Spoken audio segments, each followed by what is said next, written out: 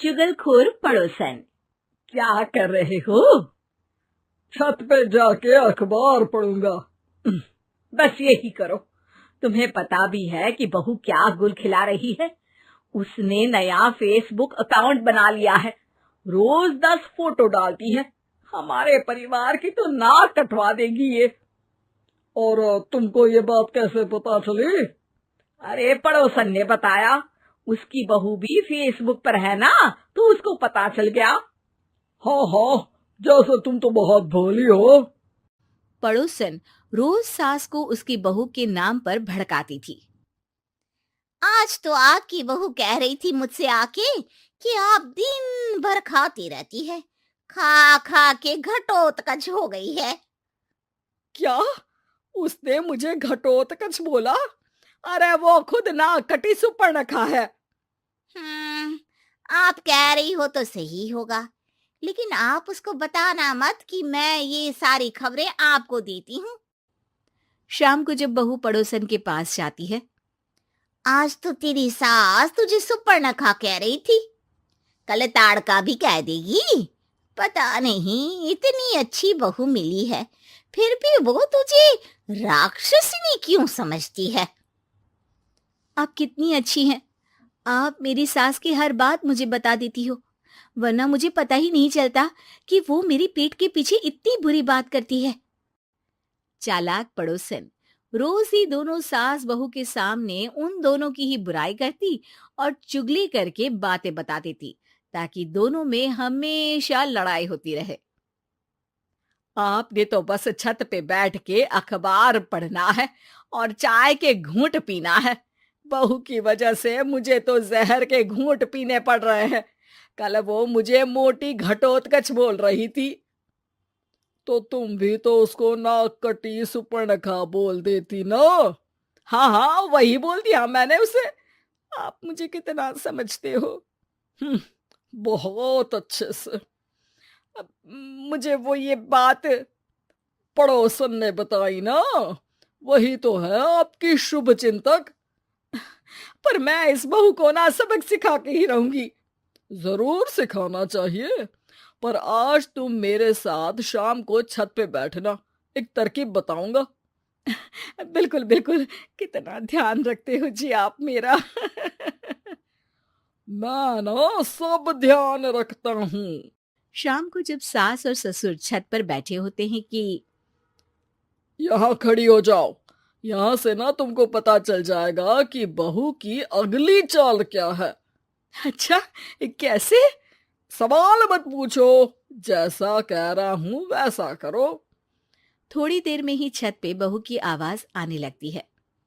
मेरी सास लायक ही नहीं है। मुझे पता होता तो सास बहू की भी कुंडली मिलवा लेती पहले ही। तेरी सास तो मुझे भी पसंद नहीं है। मेरे पास जब भी आती है तेरी बुराई करती रहती है। कभी सुपर्णखा कहती है, कभी हिडिंबा कह के कामचोर भी बोलती है, अरे कभी कभी तो चुगलखोर भी बोल देती है। काश आप जैसी होती मेरी सास। ऊपर छत पे पड़ोसन और बहू की आवाज सुन के सास के होश उड़ जाते हैं। समझी? जी समझी। सुबह तुम्हारे सामने ये बहू की बुराई करती है और शाम को बहू के सामने तुम्हारी। मतलब आप सिर्फ अखबार नहीं पढ़ते, सारी खबरें भी रखते हैं। अब तो इस पड़ोसन को भी सबक सिखाना पड़ेगा। शाम को सास बहू को जाके पड़ोसन की साजिश के बारे में बता देती है। हाँ, मुझे माफ कर दो माँ जी। तुम भी अपनी माँ जी को माफ कर दो, इन्होंने भी तो तुमको बहुत कुछ कहा है। अरे बस बस, अब ये सोचो कि पड़ोसन को सीधे कैसे करना है। अगले दिन सुबह पड़ोसन सास का इंतजार कर रही होती है, लेकिन वो देखती है कि वहां सास और बहू एक साथ आ जाते हैं। अरे अरे, आज दोनों एक साथ। हाँ, सोचा कि बहू की पीठ पीछे बुराई करने से क्या फायदा, मुंह पे ही बोलती हूँ मैं। हाँ, मैंने भी सोचा आपको 2 बार मेहनत करनी पड़ती है, एक ही बार में काम खत्म कर लोगी। हैं? वो मैं आप लोगों को कैसे पता चला? क्योंकि ऊपर वाला सब देख रहा है। पड़ोसन ऊपर देखती है, वहां ससुर खड़े होकर हंस रहे होते हैं। मतलब आप हमारी बातें सुन लेते थे? हाँ, सुन लेता था और मजे भी लेता था। आपको तो शकुनी होना चाहिए। क्या चाल खेली है आपने, एकदम सास बहू के सीरियल जैसी। तो बताओ पड़ोसन जी, मेरी बहू ने आपसे अब मेरे बारे में क्या बोला? यही बोला कि सास बहुत अच्छी है, बहुत ध्यान रखती है। अच्छा, और सास ने मेरी क्या बुराई की? नहीं ना की बुराई, हमेशा तारीफ करती है।